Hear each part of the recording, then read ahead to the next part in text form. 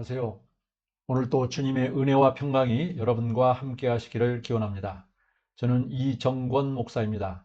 오늘은 지난 시간에 말씀드린 대로 부활 그리고 엔트로피와 네트로피에 대해 이야기하고자 합니다.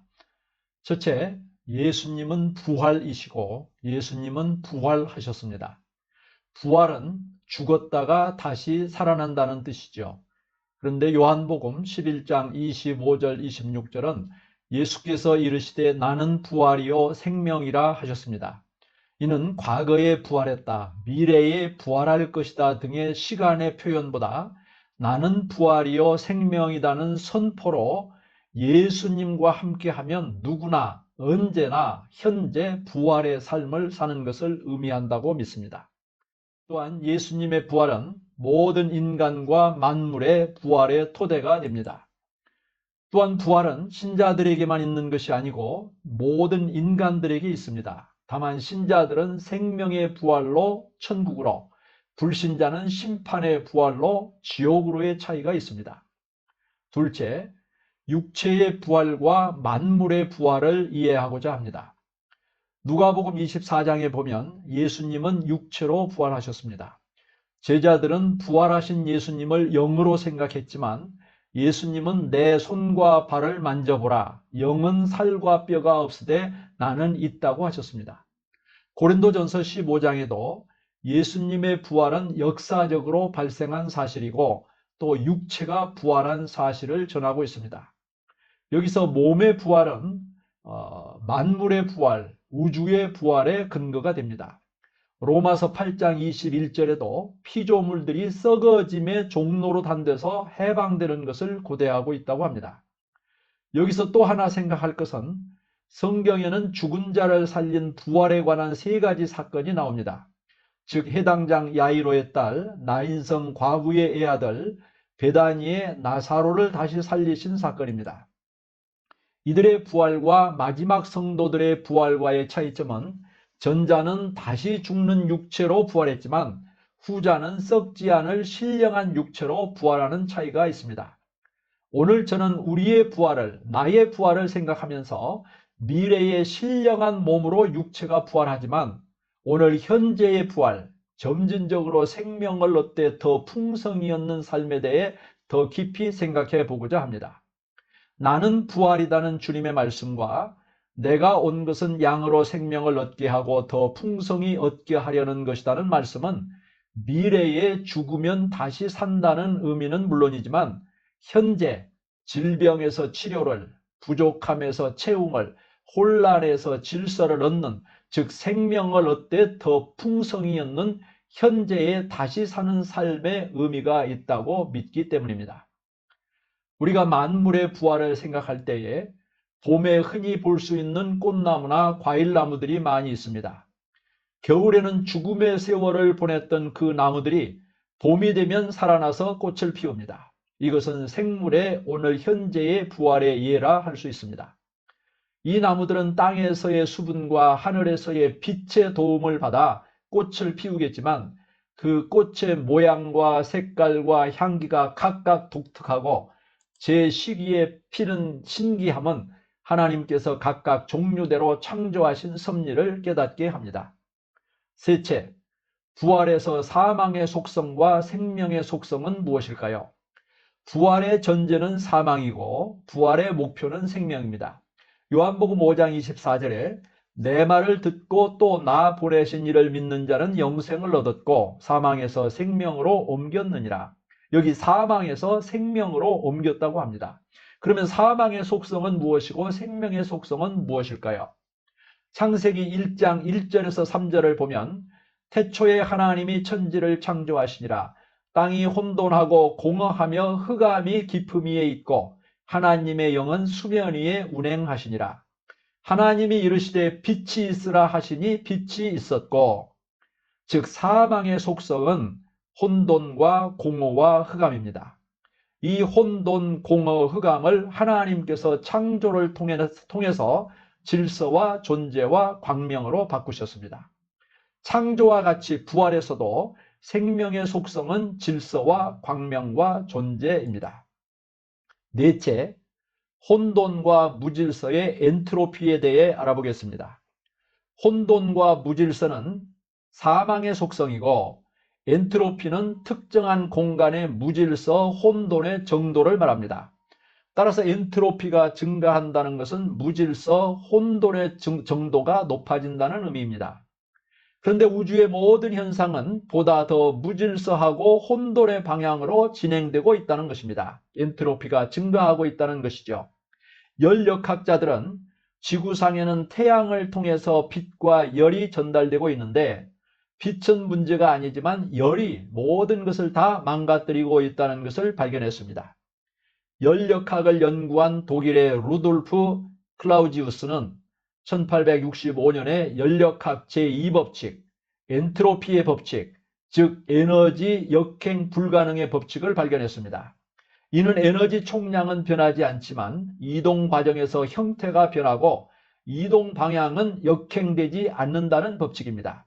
즉, 나무가 불에 타면 재가 되는데 그 재가 다시 나무로 되지는 않는다는 거고요. 새 못이 녹슬면 그 녹슨 못이 다시 새 못이 되지 못한다는 것입니다.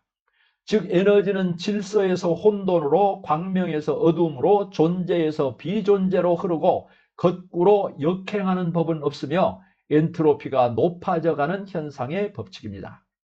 생각해보면 이 지구상의 모든 인간과 만물은 엔트로피 속에 살 수밖에 없는, 결국 무질서와 죽음에 이르게 될 수밖에 없는 존재들이라는 것입니다.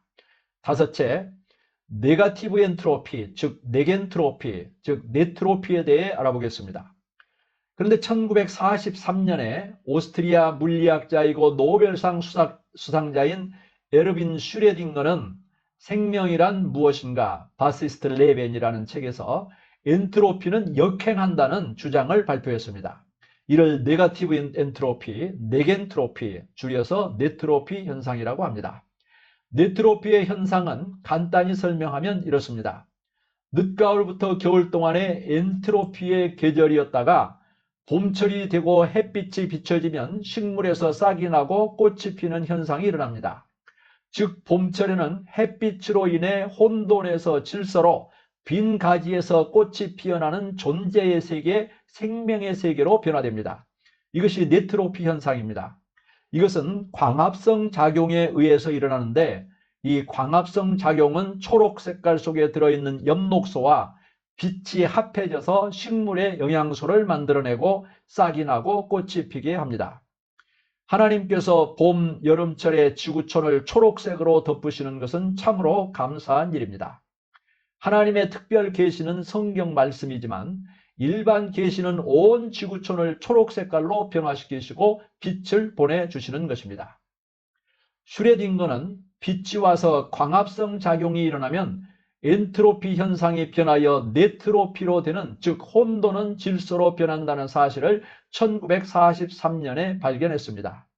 사실 이 내용은 창세기 1장에 하나님께서 빛이 있으라 하심으로 혼돈과 공허와 흑암을 질서와 존재와 광명으로 변화시키신 것을 이제야 발견한 것이라 할 수 있습니다. 사탄의 유혹과 아담의 타락으로 낙원에서 추방되고 이 엔트로피가 지구촌을 점령하여 가인은 아벨을 죽이고 인간들은 늙고 병들고 죽게 되고 모든 피조물들도 고난을 당하고 있는 것입니다. 슈레딩거는 생물은 결국 네트로피를 먹어야 사는 존재라고 하며 오늘의 문명이 에너지 문명이라면 내일의 문명은 네트로피 문명이 되어야 할 것이라고 합니다. 그런데 예수님은 이 모든 엔트로피인 아담의 죄와 인간의 질병, 슬픔, 혼돈, 공허, 흑암을 짊어지시고 십자가에 죽으시고 부활하심으로 새로운 창조를 이루어내셨습니다. 이것이 십자가의 승리, 부활 사건이며 엔트로피를 네트로피로 바꾸고 사망에서 생명으로 바꾼 사건입니다. 할렐루야. 창조 때처럼 빛이 있으면 흑암은 광명으로, 혼돈은 질서로, 공허는 존재로 바뀌게 되는데 우리에게 그 빛은 어디서 찾을 수 있을까요? 성경은 예수님이 바로 그 빛이요 참 빛이라고 알려주고 있습니다. 요한복음 8장 12절에 예수께서 이르시되 나는 세상의 빛이니 나를 따르는 자는 어둠에 다니지 아니하고 생명의 빛을 얻으리라. 요한복음 1장 9절에 참빛 곧 세상에 와서 각 사람에게 비추는 빛이 있었나니 그가 세상에 계셨으며 세상은 그로 말미암아 지은 바 되었으되 세상이 그를 알지 못하였다고 합니다. 이제 누구든지 참 빛이신 예수님을 믿으면 질서와 생명을 얻게 되고 더 풍성한 생명과 영원한 생명을 얻게 되는 것입니다. 여섯째, 부활의 원리와 질서와 생명이란 무엇인가요? 여기에 러시아 태생의 유대인 화학자, 벨기에에서 연구하고 노벨 화학상을 수상하고 53개 대학에서 명예 박사학위를 받은 분입니다.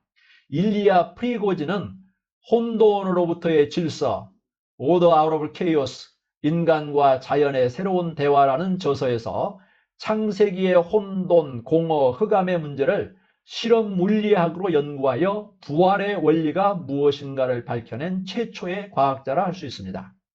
간단히 정리하면 그는 물에 열을 가하면 혼란과 요동을 계속하다가 어느 임계점에 이르면 육각형의 세포 조직으로 변하게 되는데 이를 자동 조직화, 셀프 오거나이제이션이라고 합니다. 다시 설명하면 엄청난 무질서의 엔트로피 현상이 갑자기 질서의 세계로 변한다는 겁니다. 즉 무질서가 질서가 되는 창조, 사망이 생명이 되는 부활의 원리가 나타나는데 이를 에머전트 프로퍼티, 이머전시라 하는데 우리 책에는 창발, 평형, 출현으로 번역도 하고 있습니다. 창발이라는 단어로 쓰겠습니다. 프리고진은 철학자, 화학자, 과학사학자인 이사벨 스탠저스와 함께 책을 출간했는데 연력학과 물리학, 화학, 생물학을 융합시키고 자연과학과 인문학을 융합시켜야 명백한 이유와 현실적인 방법을 찾을 수 있다고 하면서 융합을 통해 창발의 질서의 전환을 찾아냅니다. 이는 창발은 물만 아니라 우주 만물 가운데 작동하고 있다는 것이고 우리가 아는 부활의 개념을 물리학에서 창발이라는 단어로 사용하고 있다고 볼 수 있겠습니다. 일곱째, 이제 정리하고 마치고자 합니다. 부활은 사망에서 생명으로, 즉 혼돈에서 질서로, 공허에서 존재로, 흑암에서 광명으로 변화되는 것입니다. 과거의 예수님의 부활은 인간과 피조물의 미래의 부활의 근거가 됩니다. 또한 예수님은 부활이시기에 현재의 부활도 중요합니다. 저는 현재의 부활은 요한복음 10장 10절에서 근거를 찾고자 합니다. 도둑이 오는 것은 도둑질하고 죽이고 멸망시키려는 것뿐이요 내가 온 것은 양으로 생명을 얻게 하고 더 풍성히 얻게 하려는 것이라.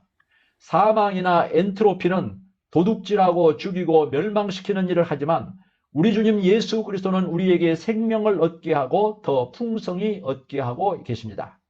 저는 예수님의 부활, 이 엔트로피, 네트로피 부분을 정리하면서 창조와 부활뿐만 아니라 하나님의 자녀로 거듭나는 중생, 육체의 무질서에서 질서로의 치료, 부족함에서 채워지는 축복, 혼란에서의 성결한 생활, 사망에서 생명으로의 재림, 혼란한 이론을 질서로 세워주는 하나님의 절대 주권, 네트로피를 생성하는 선교 등 즉 복음의 모든 내용이 확실하게 이해가 되고 큰 은혜가 되었습니다. 여러분들께도 부활의 깊은 은혜가 있고 예수님의 부활이 여러분의 부활이 되시길 기원합니다. 요한복음 1장 9절에서 12절을 읽으며 마치겠습니다. 참빛 곧 세상에 와서 각 사람에게 비추는 빛이 있었나니 그가 세상에 계셨으며 세상은 그로 말미암아 지은 바 되었으되 세상이 그를 알지 못하였고 자기 땅에 오매 자기 백성이 영접하지 아니하였으나 영접하는 자 곧 그 이름을 믿는 자들에게는 하나님의 자녀가 되는 권세를 주셨습니다. 저는 예수 서원의 고석희 목사님으로부터 받은 은혜를 여러분들과 함께 나누었습니다. 고석희 목사님은 예수 중심의 목회와 선교의 일생을 헌신하시고 과학과 철학과 인문학적 해석의 강의와 설교를 통하여 성경과 예수님을 변증하시며 또한 스토리텔링의 대가이십니다. 쉽게 설명드리려 했지만 과학자들의 이름이 생소했다면 이해 바라고 전달이 잘못된 것이 있다면 제 책임이며 앞으로 더 발전하겠습니다. 감사합니다. 우리 구세주 예수 그리스도의 은혜와 평강이 여러분과 함께 하시기를 기원합니다.